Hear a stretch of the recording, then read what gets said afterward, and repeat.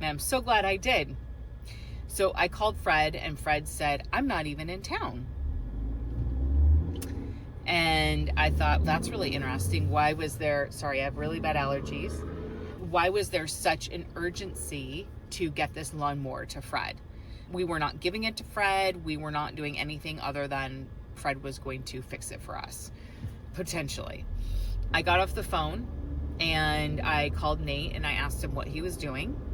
And he said, I'm turning around, or he said, I'm dropping off the lawnmower. That's what he said first. I'm dropping off the lawnmower. And I said, really? And he said something about Fred's not answering his door.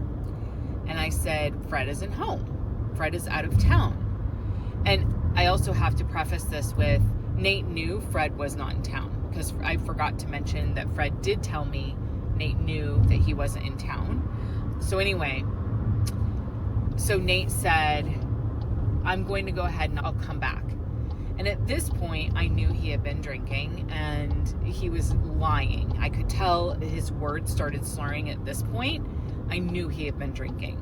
So I explained to him that I said, I really would just like to know what is going on. Do we need to get you into a group? Do we need to get you into treatment? What do you need? And I said, at this point, I'm like, I am so over these relapses. So I just thought, I said, you know what? I'm not angry with you at all. 100%, just be honest. Just tell me so that we can go and get help.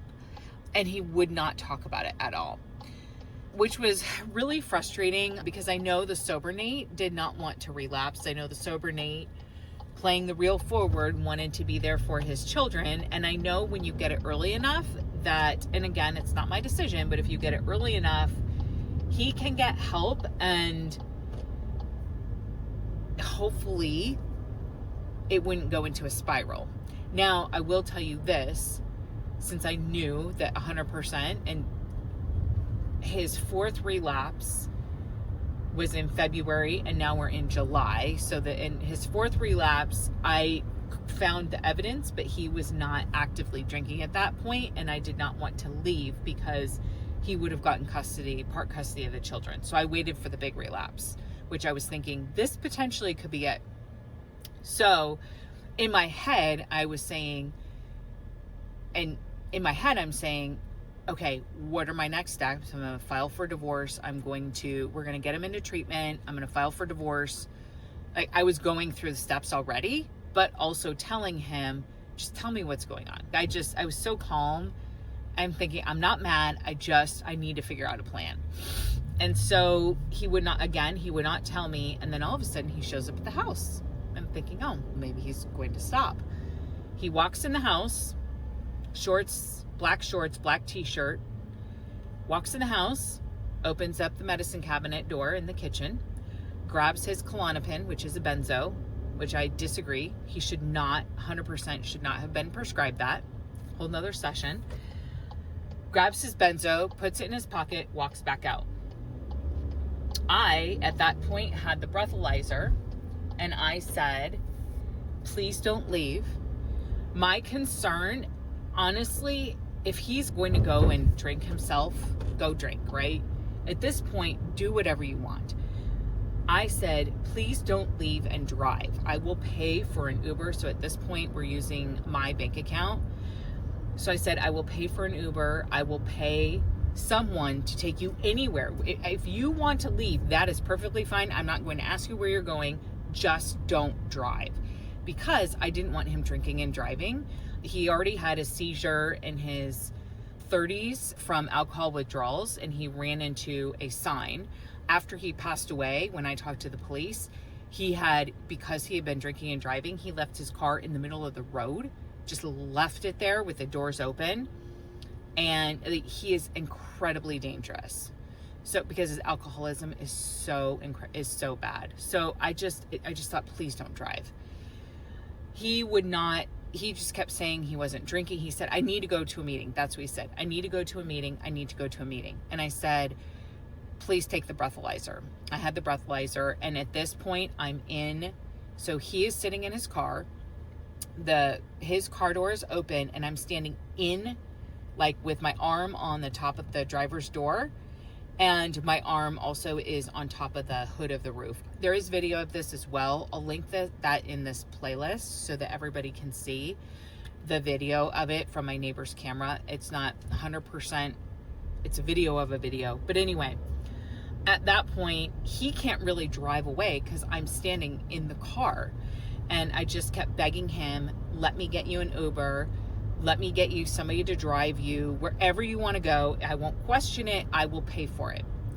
I just do not want you to drive. And he kept insisting he just had to get to a meeting. He just had to get to a meeting. And his anger and anxiety was getting worse and worse.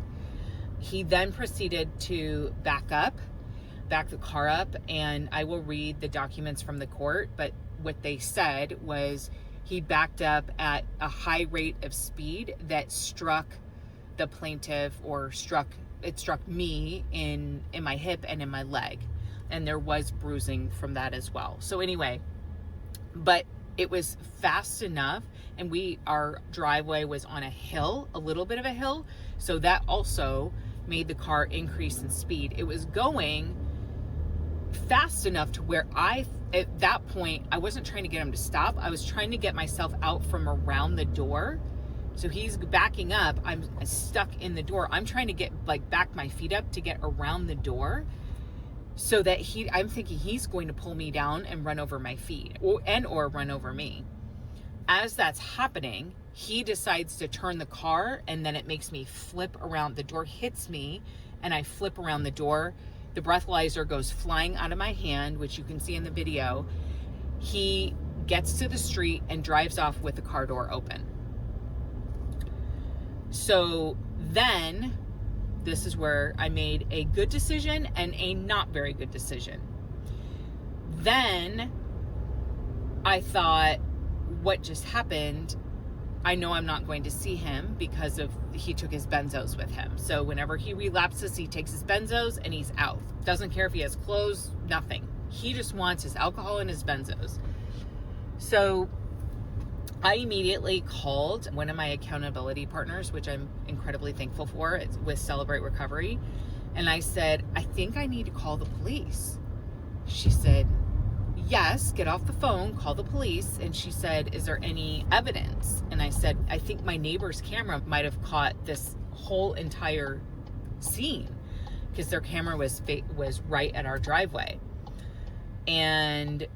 But I was concerned it would also get recorded over. So anyway, she said, no, you need a call. That's not okay that he hit you with a car. Granted, this is my mistake, right? I'm calling somebody to figure out if I need a call, and because my husband hit me with a car. I should have called right away. Anyway, called 911.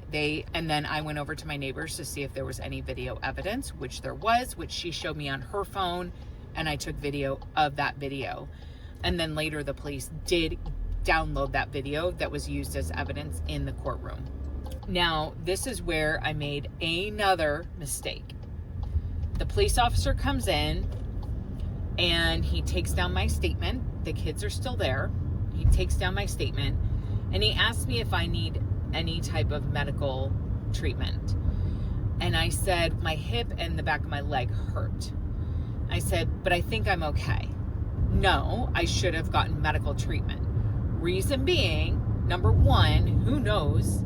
Something could show up later. My adrenaline was going so fast. I didn't understand. Nathan has never been physically abusive with me.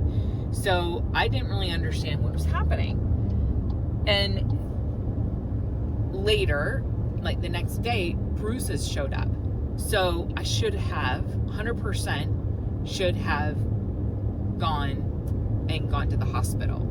And in all reality, what's important about that is because there are two types of domestic abuse. There's just regular domestic abuse, and then there is criminal domestic abuse. If there is an injury involved, that is criminal, which there was injury, but because I didn't show evidence of it, like if I would have gone to the hospital, they would have noticed it, they would have taken photos, etc. That's completely different. It would have been criminal.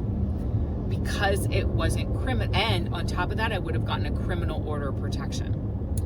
On top of that, the next day when the bruises were there, I called the police. They had an off-duty they had a police officer come over.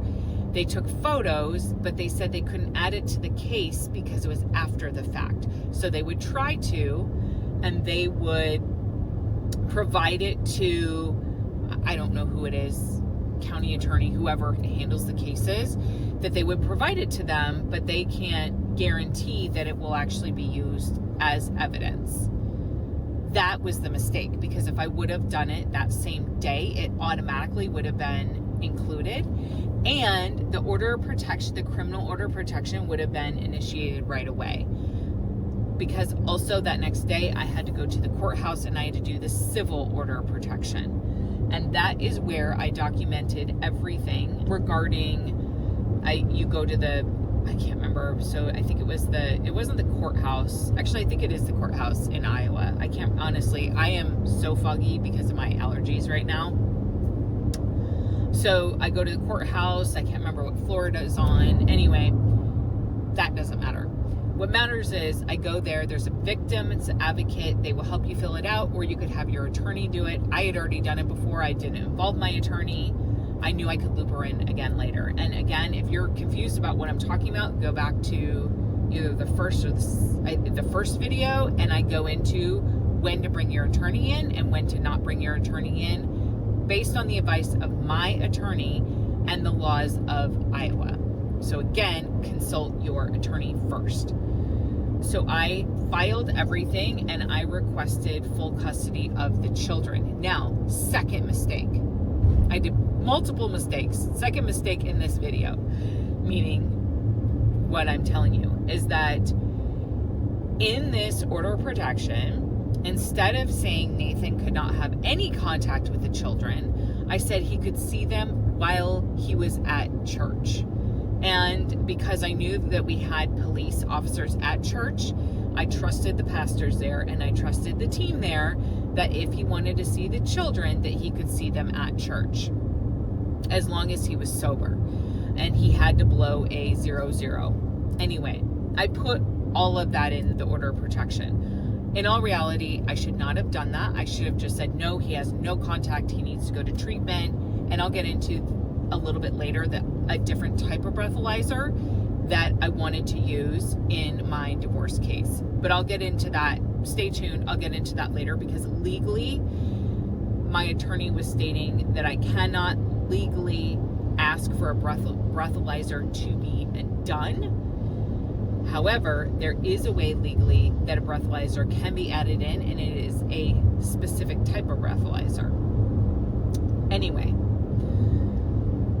so I added that to the order of protection. Automatically, not automatically, but then the judge reads through the order of protection that same day, and then he went ahead and he or she, I can't remember, they approved the order of protection. Then at that time, Nathan has to get served the order of protection. So even though he is not allowed to be around us, he has to get served that physical order of protection. So if he would come to the house without being served the order of protection, he can legally do it and he's not violating the order of protection. Now that is important as well, which you'll find out in a moment. So stay tuned. So I got the order of protection, went back to the house with the children. They, at this point, were sleeping strictly with me in the bedroom. I brought their beds in the bedroom with me because just for safety reasons, I just didn't want Nate to have any access to the children because I knew I would not see them again.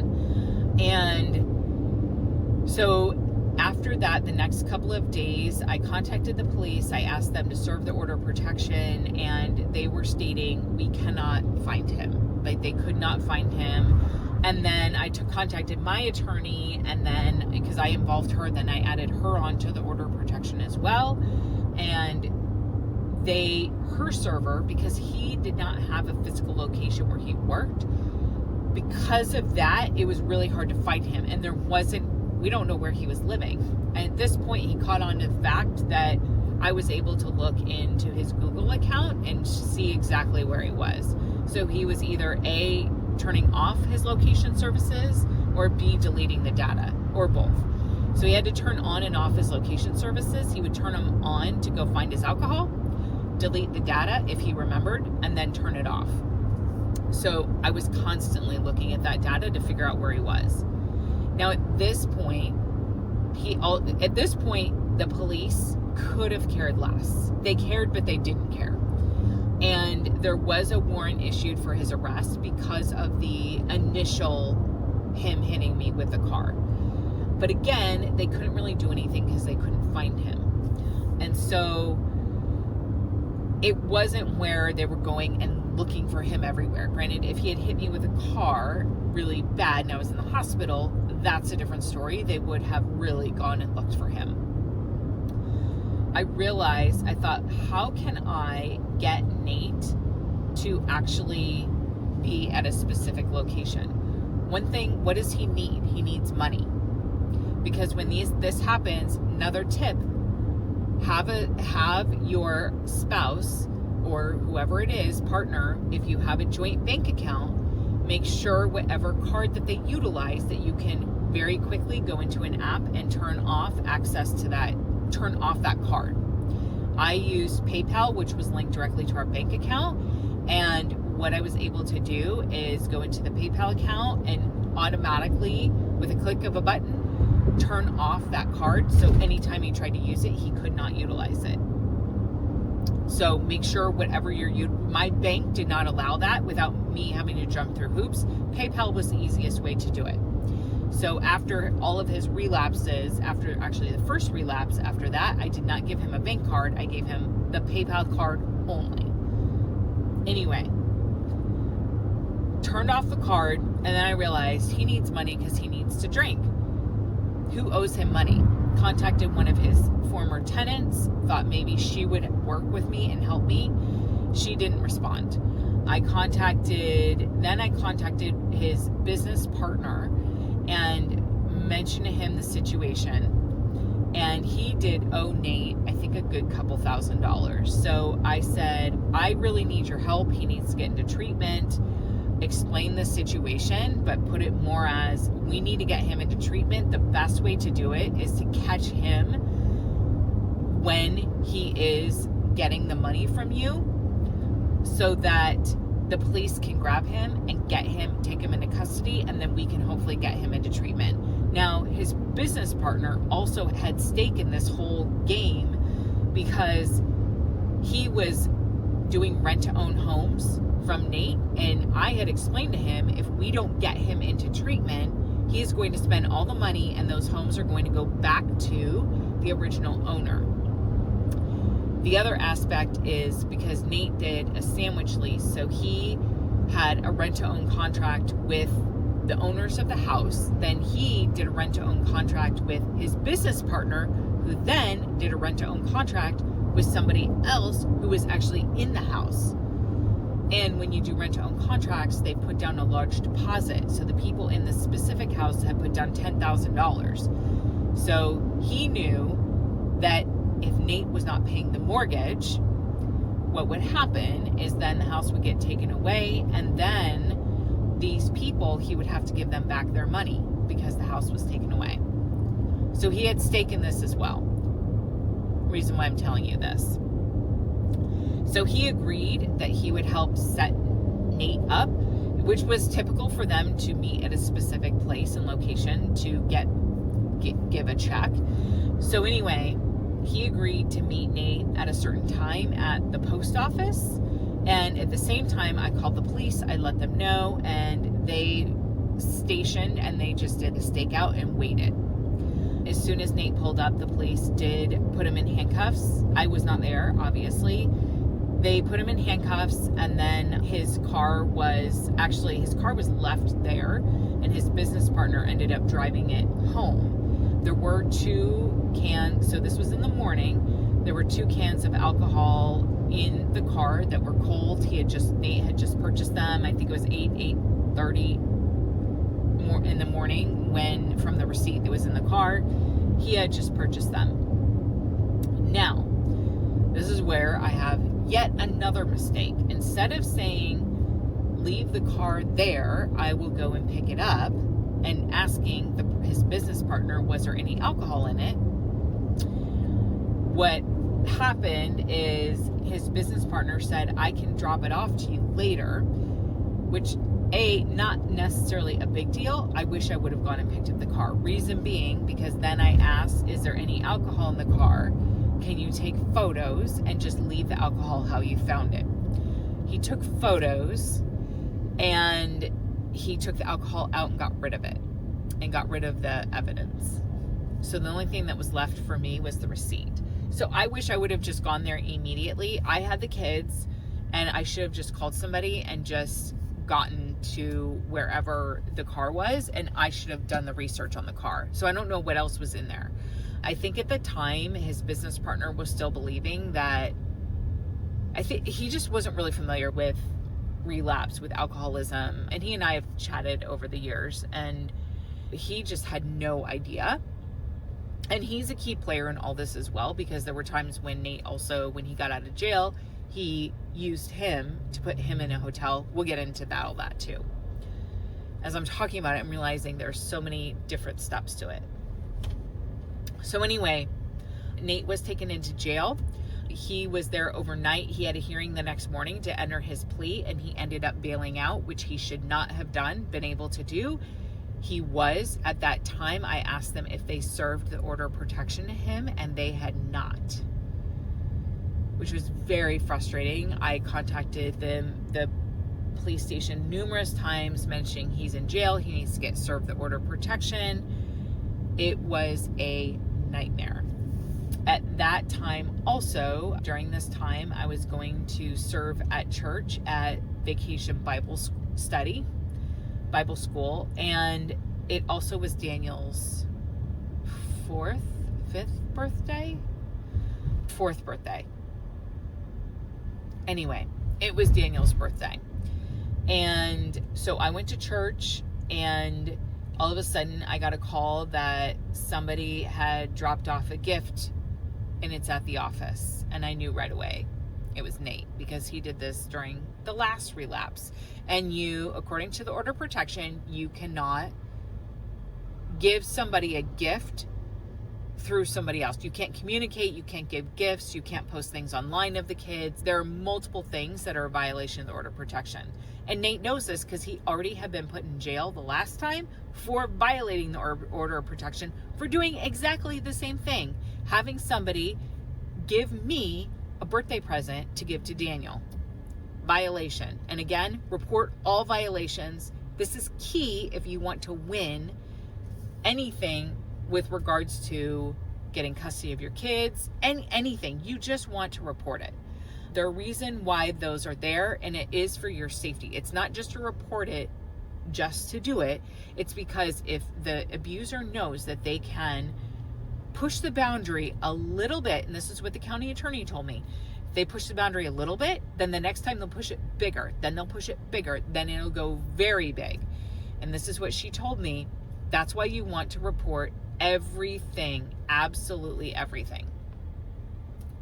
So I called the police, and they come over. They came to the church, and then they said, there's nothing we can do. He hasn't been served the order of protection. Very frustrating. This is why you want to make sure that the order of protection is served right away. So then I went through the whole situation where we had to find Nate again and get this order of protection served. I also will say, because he was bailed out, he bailed himself out, which he shouldn't have been able to do.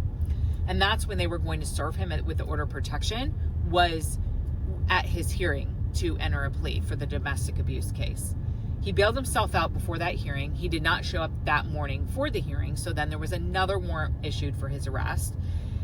He was missing for, I don't know how long, at least 10 days.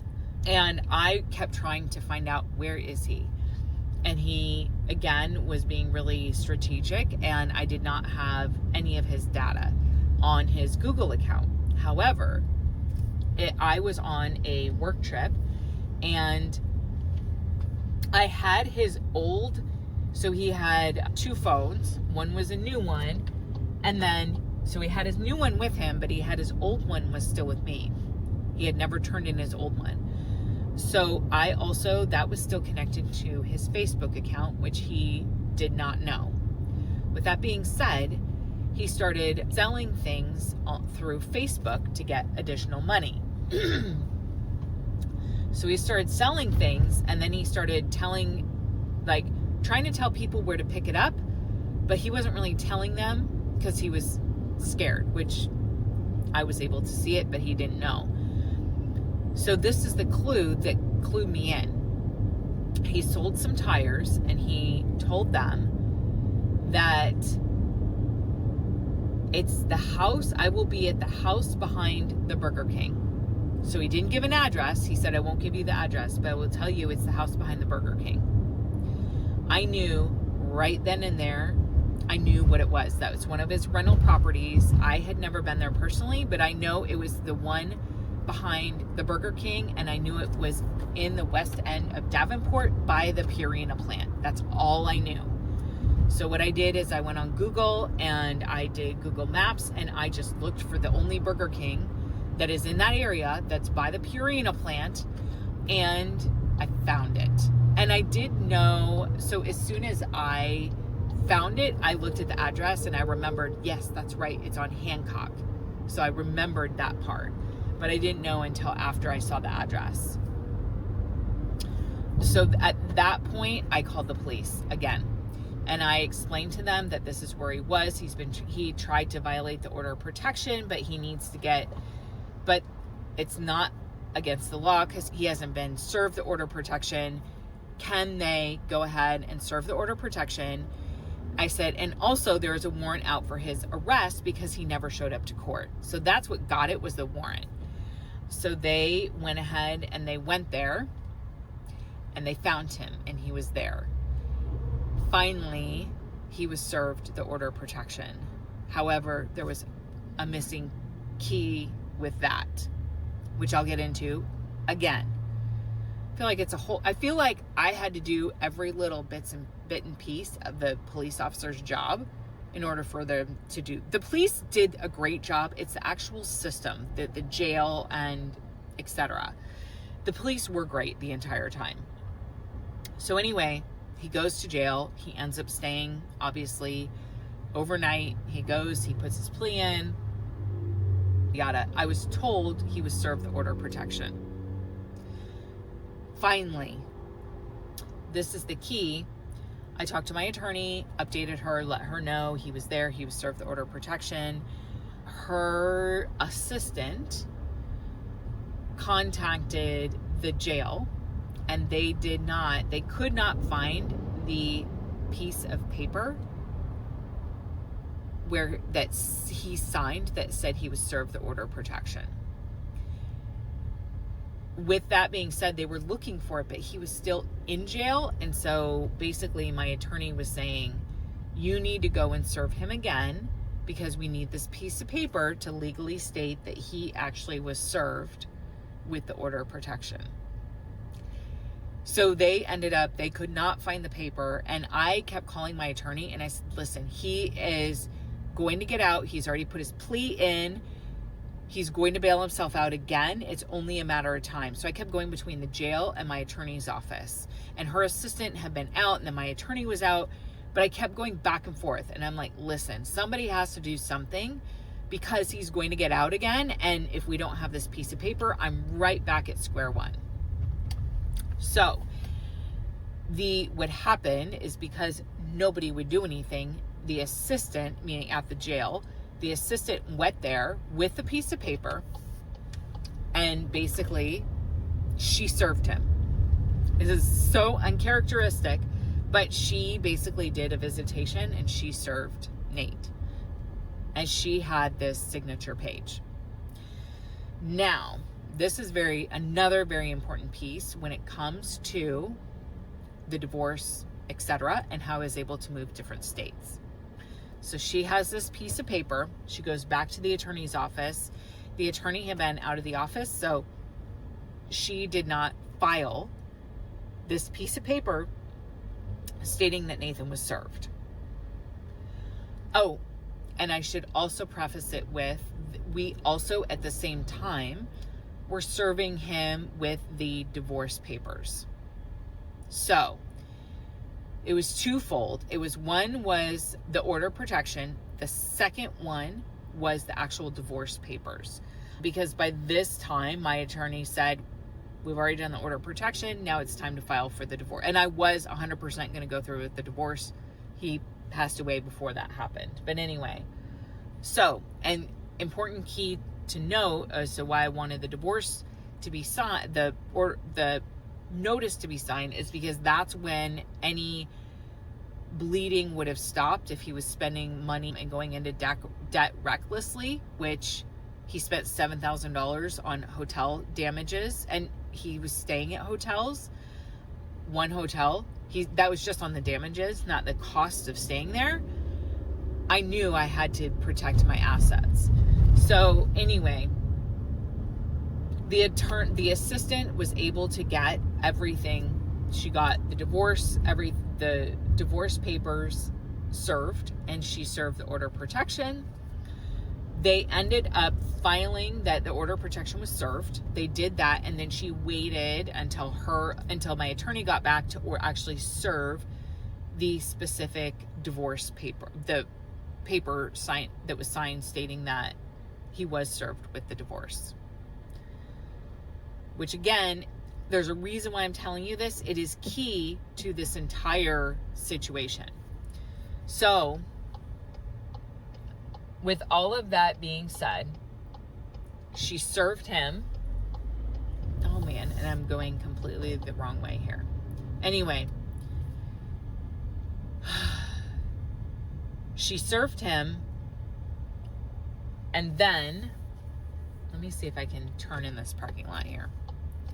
She did not file the paperwork for the divorce, but she filed the paperwork for the actual order of protection. So then, after that whole situation, let me park here so I can finish my thought. So after that situation, lock my doors because I'm downtown Nashville, you never know. So after that whole situation, they went ahead, and at this time my attorney was on leave as well. So it was going to be a couple weeks till she returned. And I wasn't concerned, like, it didn't matter when I actually served, what mattered, the date that mattered was when he was actually served. That was it. It was the date that he was served. It wasn't the actual date of everything getting filed. So that's what was important. And my attorney needed to add a couple of other documents to the divorce, so she waited until she got back from leave. With that being said, then all of a sudden I get a meeting invite from my manager, and it is Shannon, Michael, one-on-one. We need to discussing return to office. And I knew I was hired virtually, and I knew I was going to have to relocate. So we get on the phone. I said, just tell me how it is. He said, you need to relocate. Let me give you an understanding. This was in very beginning, I think like August 1st, very beginning of August 2023.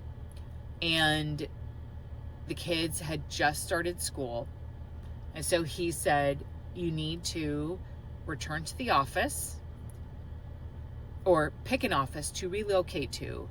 And then you need to go to the office 3 days a week once you relocate there. And you need to do all of it within 6 months, meaning pick an office, relocate, start. My start date had to start within 6 months. He said, the goal is to have everybody in their new location by the first of the year, but you do have 6 months. He knew my situation, and I explained to him, I just filed for divorce. I have to go to court. I don't think I can legally leave with the children, etc.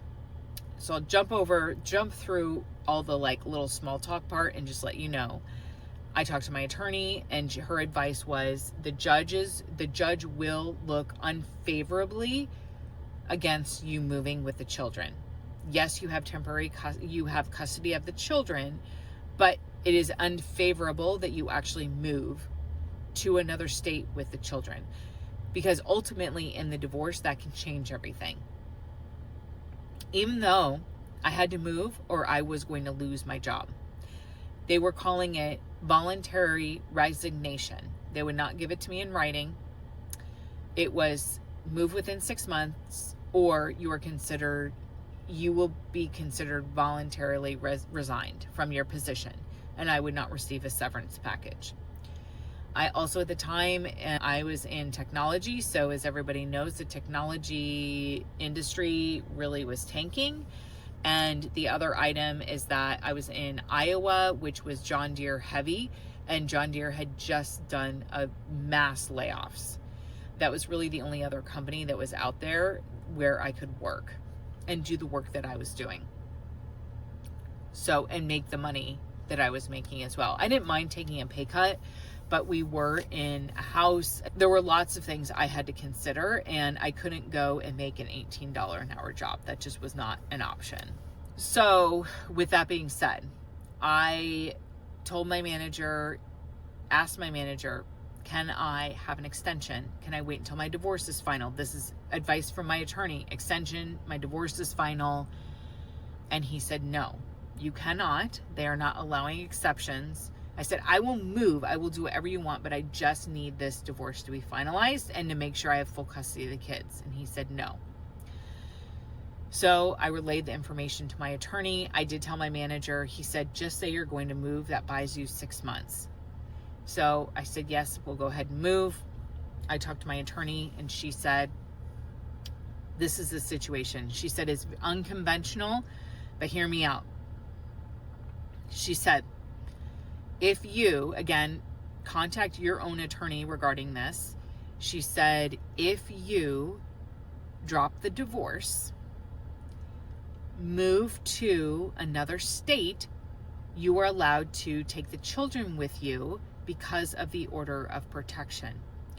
When you get to that state, by federal law, if you live there for the day after it hits 6 months, by federal law, that is considered your new location with the children. Then what you do is you open up a divorce in that state. And then she said the only problem is that your divorce, you're going to have to drop your divorce, and your divorce will not start until you have to refile it again. So there's like a 6-month lag time. She said the good thing about that, obviously the bad thing is that I'm on the hook for whatever he's spending. She said, but the good thing is that depending on the state, she said, you will want to talk to a state attorney, look into the state laws there. But with regards to any of the laws, that might be a good thing to where you could actually get custody of your children. The other item is that if I would have stayed in Iowa and done the divorce in Iowa, anytime anything with a case and with custody of the children would get reopened, that would have to get reopened in Iowa. So I would have to fly back to Iowa and do it in person. If I do it in another state, he would have to come to us, and he would have to appear in court, etc., for anything regarding any change, like custody of the children, and also for any divorce proceedings. He would have to come to the state I was at to be in person at those proceedings.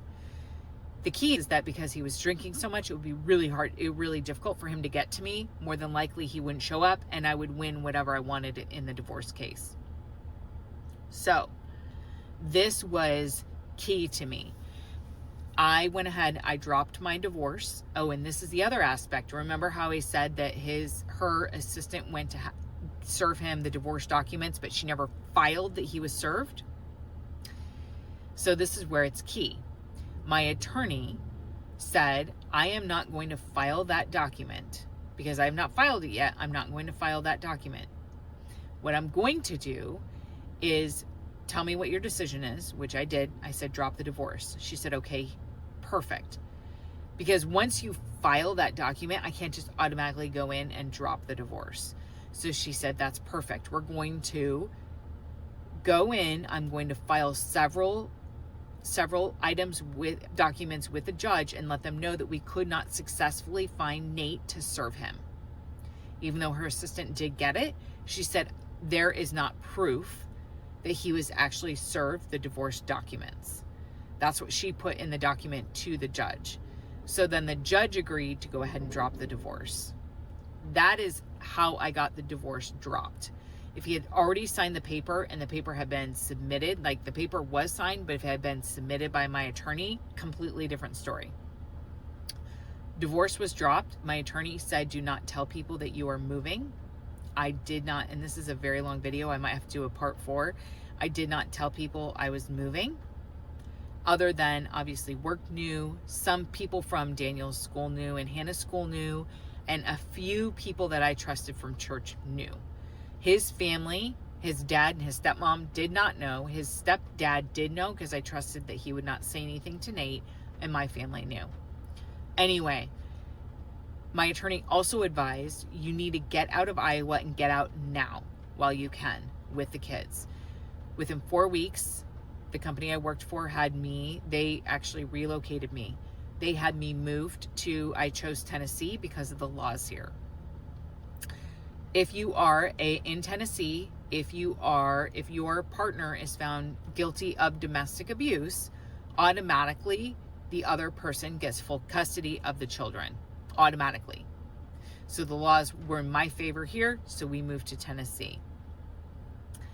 With that being said, we fully moved here, and then as we were here, I didn't tell people my address, etc.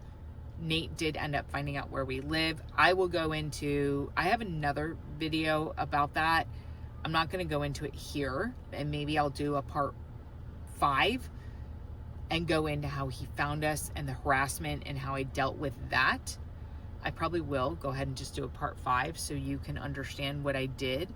And then I'll probably just actually continue because there are other additional items that I want to go over with regards to extending the order of protection, with regards to filing the divorce, because when he found us and harassed us, we then moved to Arizona.